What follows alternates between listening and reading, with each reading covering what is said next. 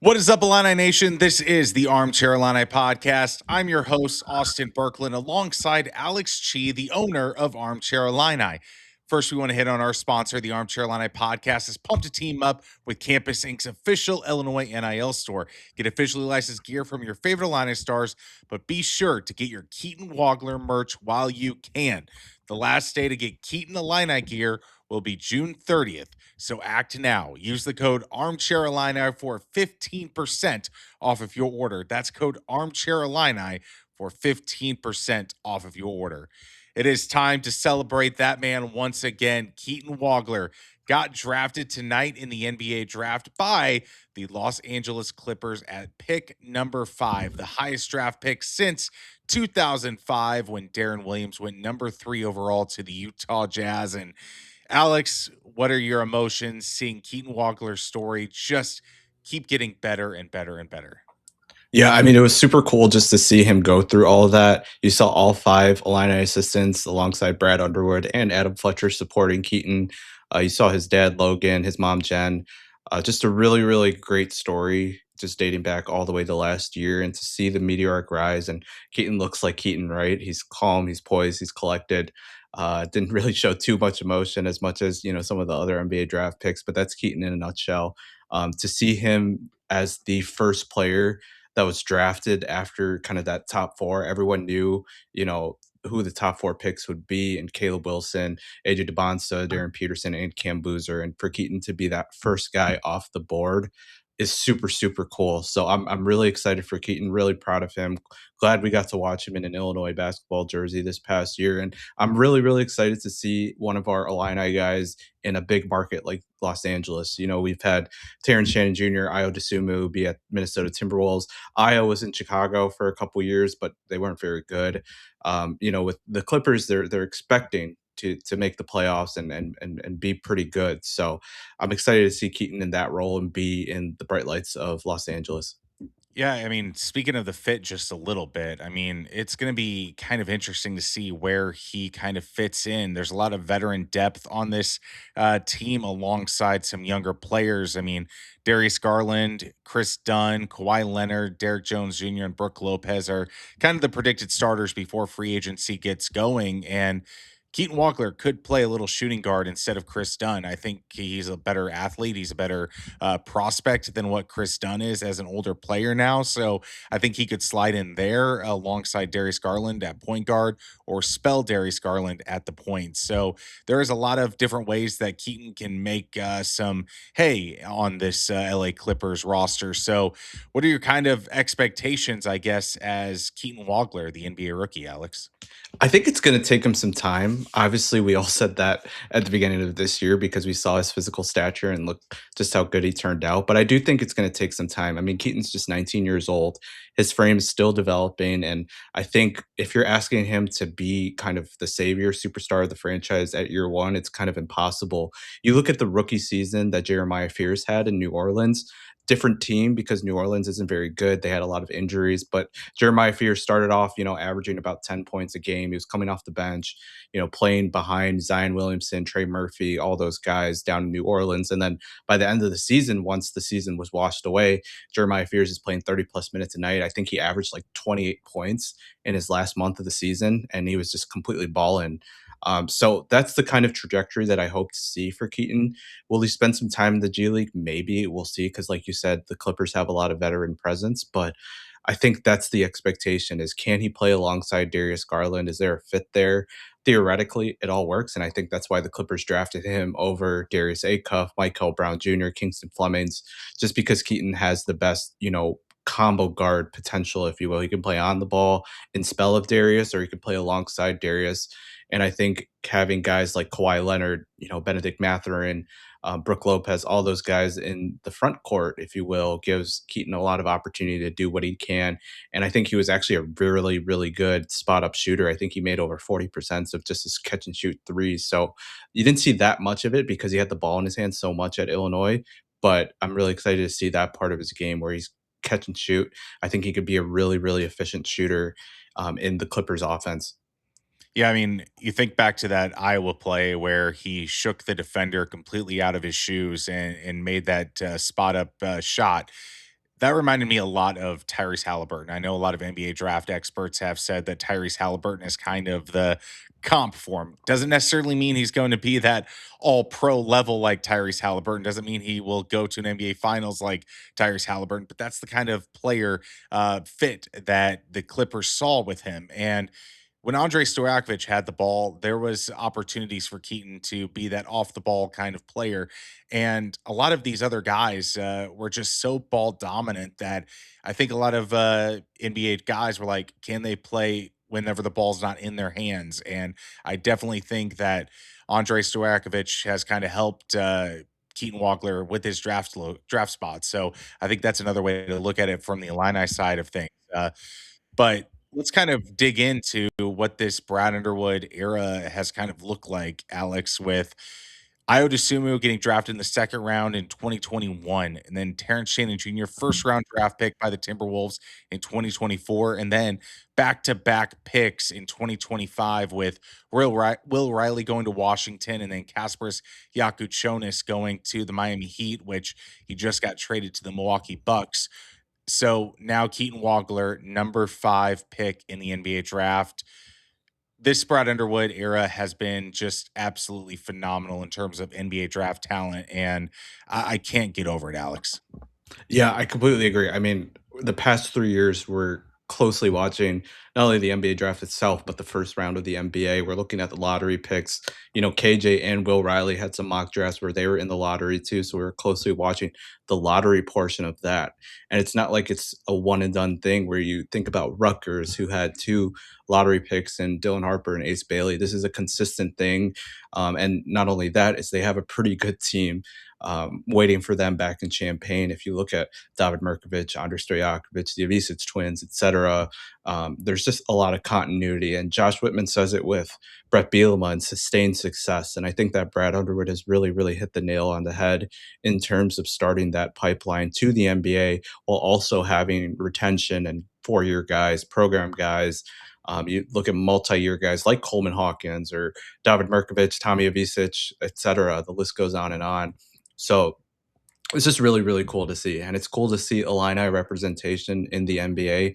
I was talking with Robbie yesterday, and during our era where we were kind of, finishing up as students, things like that, there was a huge gap between Myers Leonard and then where Io DeSumo was. Obviously, you had guys in between like a Brandon Paul or Malcolm Hill. Rayvonte Rice made a run at a couple NBA rosters here and there. Dimitri McCamey was, on an NBA roster for a short period of time, but there wasn't anyone that was obviously in the NBA draft, and there was no one that was making an impact because not only are guys getting to the NBA, is they're making huge impacts. Io DeSumo just landed a $100 million contract. Terrence Shannon Jr. is playing time has been tough, but when he gets on the floor, he's really, really good. He's scored over 30 points in the NBA playoffs. Will Riley balled out second half of the year, is averaging over 15 points a game. Kasparas Yakuchonis, same thing. And you could the list goes on and on. And I think Keaton's the next person to make an impact. And Brad Underwood is doing a really good job of getting guys there, but also preparing them for success. I mean, think of this 2024 recruiting class that Brad Underwood put together. You have Will Riley, who was a first round draft pick. Morez Johnson Jr., I know he is more of a Michigan man at this point than an Illini guy, but Brad Underwood recruited Morez Johnson and had a great year with him. Kasparas Yakuchonis, also drafted in the first round.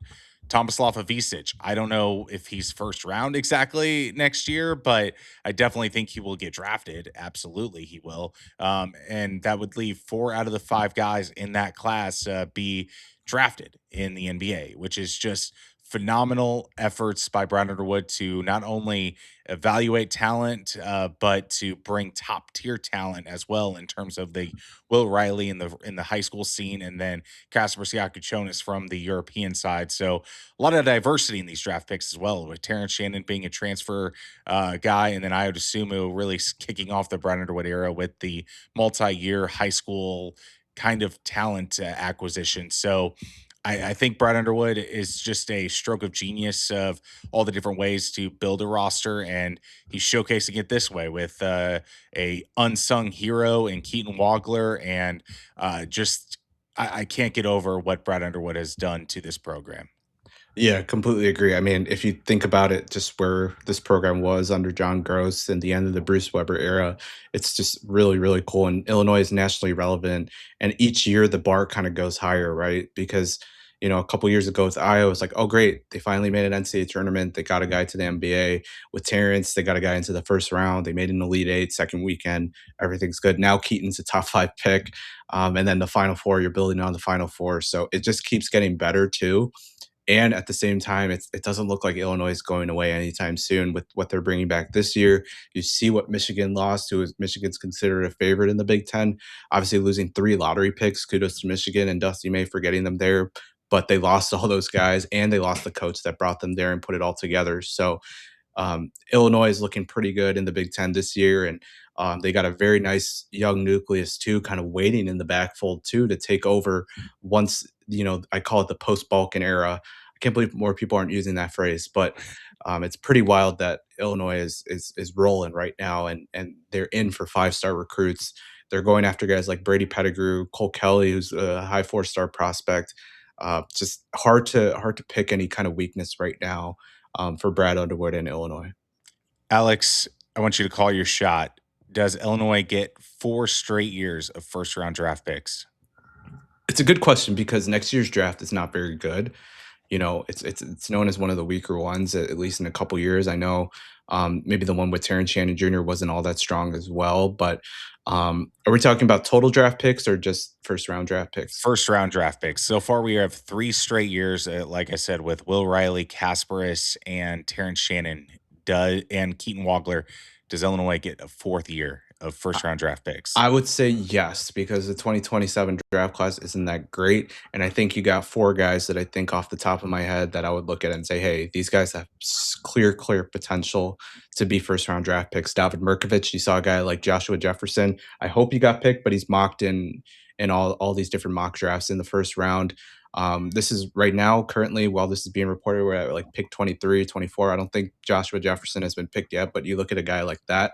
I think David Merkovich has a very similar profile to him. You look at Andrei Stojakovic, obviously, the jump shot is a question, but you look at a guy like Dalen Swain, who went 15th to the Bulls. Not a good jump shooter by any means, but he does a little bit of everything. He's really good ISO scorer. He gets to the rim with ease, gets downhill. So if Andrei Stojakovic can model that and maybe average, 15 and 8, then I think he has a good chance of going in the first round. You look at Stephon Vox, who's going to be 21, second year of college basketball, has all the tools to be that 6'7", kind of point guard, if you will, and make plays and shoot the ball at a really, really high clip. And I think he could be really appealing, but for NBA teams. And then Quentin Coleman, 5-star freshman, who obviously top 15 player in his class, and he's a young guy, and young guys that are guards that have that profile, 6'4", can make shots, can do a little bit of everything. I think there's a chance Quentin Coleman can be a first round pick if he plays out like a lot of people expect him to play out. So those are the four guys that I really expect to be targeted as first round draft picks for Illinois next year. Yeah, one thing with Swain is that he just improved his jump shot year to year, and I think that's what NBA executives are really looking after is improvement.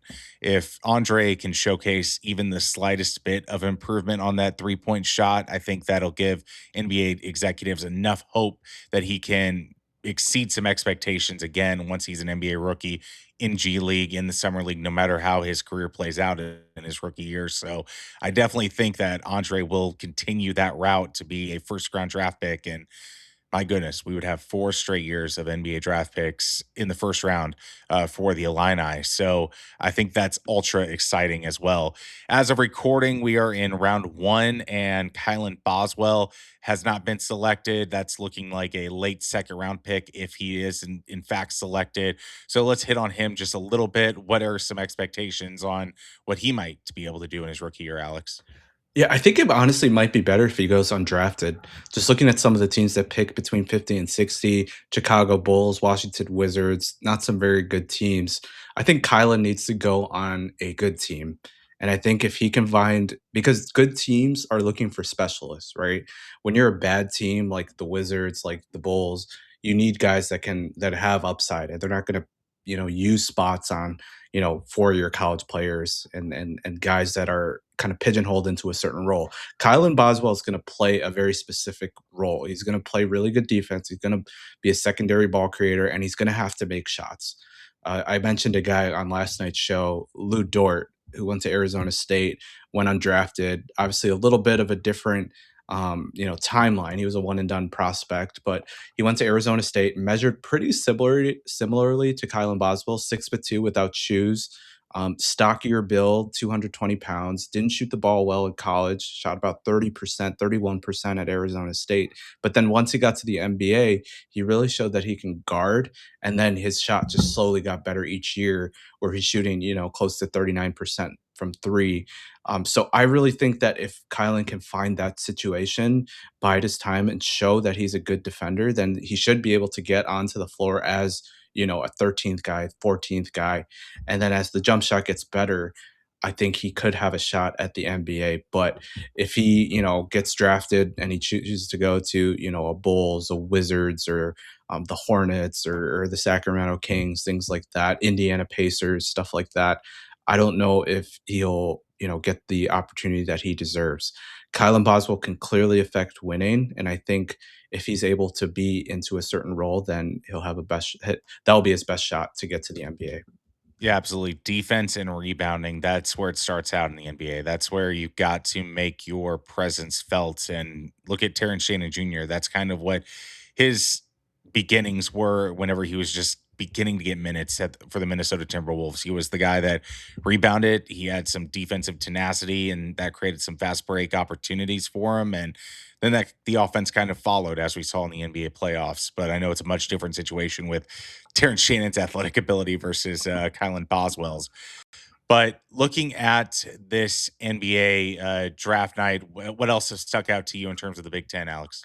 Man, I mean, the Big Ten dominated the lottery. Obviously, you talk about Keaton Wagler, but you talk about the three Michigan guys going 9, 11, and 12. Merez Johnson being the first one of those three. It's definitely a surprise. And Dusty May picks one of his guys, which I guess isn't all that surprising, but it's surprising that he picked Merez, over Daimara, over Yaxel Lendenberg. Makes a lot of sense because I think Merez probably has as high an upside as anyone, and he really fits what Dallas is trying to build. And Dallas already has a 5-man, so that was really cool. Bennett Sturts got drafted, within the top 20 picks, and so the Big Ten is really, really good in terms of producing NBA talent. And I'm curious to see what Bennett Sturts does in the NBA. There was a lot of talk about him possibly going to the Bulls, but him going to the Oklahoma City Thunder, and being kind of another secondary ball creator behind Shai Gilgeous-Alexander, Jalen Williams, AJ Mitchell, et cetera, Alex Caruso.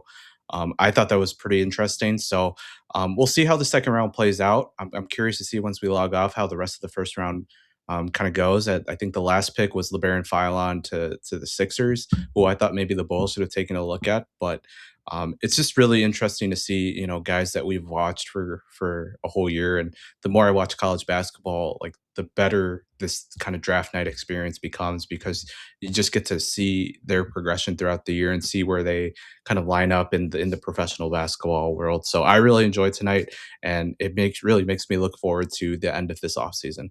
Yeah, I mean, I can't believe Adai Mara is going to the Oklahoma City Thunder. That was my big, like, non-Bulls, non-Illini thing. Was you look at what happened with Chet Holmgren against the San Antonio Spurs, and I think the Oklahoma City Thunder were like, we need some diversity from the post. We need some guy that can be a rim runner as well. And Adai Mara is the perfect fit for that Oklahoma City team after what they witnessed with Victor Wembanyama and the San Antonio Spurs. So I'm very intrigued by that fit. And then Bennett Sturts, I mean, that Oklahoma City team is reloaded as well. So I'm very excited about that. But there was also some other non-draft news that was an awesome yesterday for the former Illini, with Io DeSumo getting paid by the Minnesota Timberwolves after the Randall trade that created some cap space for the Minnesota Timberwolves. And then Kasper Siakouchonis got traded from the Miami Heat to the Milwaukee Bucks in the Giannis trade. So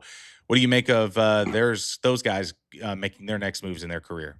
Yeah, it was a late news drop. Definitely past bedtime, but both of those trades, or not trades, I guess both of those news drops from Shams were pretty late at night, so that was pretty cool to see. First off, Io DeSumo, super well deserved, super well deserved. He played really good in the playoffs. He averaged close to 15 points a game on 50% from the field, 40% from the three, and then 90% from the free throw line. Crazy efficiency. So many people have doubted Io throughout his time. Even in the NBA, it's like, hey, why did we trade for Io DeSumo? We should have had Nikhil Alexander Walker, etc. He balled out in the playoffs, didn't play. After that 43-point game, he wasn't fully healthy afterwards, still gave it a go. And that brought down a lot of his averages. If he was healthy, he probably would have averaged a lot more. So super well deserved. I'm pissed that the Bulls traded him for, a bag of cookies. So kudos to Io DeSumo going all the way from Morgan Park, Chicago, Illinois, skinny kid who just committed at the Jordan Brand Center in Chicago, and now he's $100 million contract. I'm rooting for the Timberwolves now. I'm really excited to watch him and Ant ball out, and Terrence Shannon Jr. In terms of Kasparas Giacochonis, it's tough going from Miami to Milwaukee. And I heard that the Heat weren't overly thrilled about putting in Giacochonis because he's 20 years old. He's got a world of upside. He was really good when he got on the floor last year. But if you want to get an NBA superstar like Giannis Antetokounmpo, you're going to have to give up good pieces. So we'll see how it goes. Milwaukee's not very good. They took a guard, took Nate Amen as well tonight. They're going to be rebuilding. It's going to be tough for him, but I guess it's a little bit close proximity if Illini fans want to get up there and watch the Milwaukee Bucks. Not that they're going to be very good. So again, it's just really cool to see Illinois basketball players relevant in the NBA and seeing the University of Illinois be so well represented in the National Basketball Association. Yeah, a couple of thoughts on those moves. I mean, Ayo Dosunmu, he was only with Minnesota for a couple months, and the fact that he made that much of an impression with the Timberwolves that they were like, "We need you for 5 more years," was just a testament to what Ayo Dosunmu did in the playoffs and what kind of leadership that he brought to that roster. Because there was opportunities where Anthony Edwards was out of commission during that time when Ayo Dosunmu was there. So I think they saw what he could do in that locker room, and I mean, it's crazy that they moved on from Julius Randle so they could create that cap space for Ayo Dosunmu, which was another testament to what Ayo Dosunmu is. And as for Kasparis, I know that it sucks leaving a contender, but honestly, I think this could be really, really good for Jakob Jonas's career because he can showcase a lot of more of what he can do with the ball in his hands. And I know that the turnover bug was a huge thing his freshman year at Illinois, but he became very efficient with the Miami Heat. And I think that is a thing that will serve him well in this new role that he's going to have with the Milwaukee Bucks and a rebuilding team, and to showcase that no, I'm still going to make the winning plays, even though I'm in this tanking team situation. So I'm very excited to see him in Milwaukee, and it's just a great time to be an Illini. It's a great time to see the Illini in the NBA, and this must be what it felt for Illini fans who were in the 1980s, because you had Bardo, you had Gill, you had Anderson, you had all these guys who were on the Flying Illini just making really good plays in the NBA for a 3 year period all the way up into a long career. So I think this is where Illini fans are at. We're going to see a lot more of this coming up, and it's just very exciting. But before we wrap up, Alex, what was your favorite Keaton Wagler memories as we kind of close the chapter on Keaton Wagler in Champaign, which is kind of crazy to say? The easy answer is the performance at Purdue because I've literally never seen anything like that in a team that I'm rooting for, right? Obviously, think about like Derrick Rose with Chicago, and Malcolm Hill dropped 40 versus Northern Kentucky in a game that not many people were at home.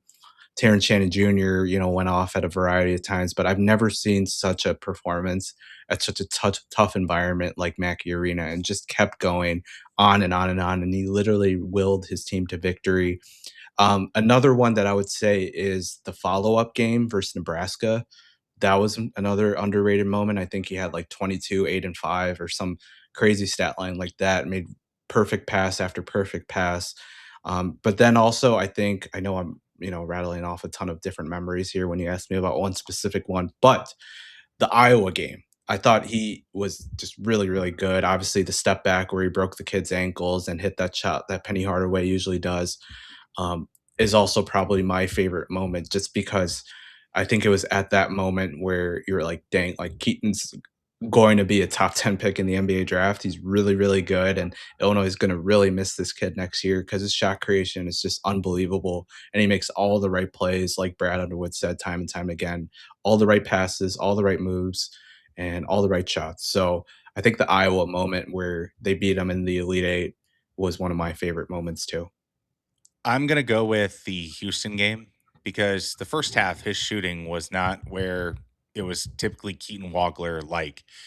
But you looked at the defense that he played against Kingston Fleming, and he had 2 blocks, he had a steal, but he had also had 12 rebounds in that game. So that game proved to me that he can be more than just a shot maker. He can be a guy that can influence the entire game with defense, with rebounding, with getting his teammates involved in the action. So I think that Houston game was like, this is a real deal guy. This is not a guy that's just a score happy guy. And he outplayed Kingston Fleming. So I got to go with the Houston game in that. But we've got more coming from the Armchair Illini podcast in this off season as workouts are going on, and we're going to start to hear different rumors of, oh my gosh, did you hear what Andrei Stojakovic is doing? Have you heard what Quentin Coleman is doing?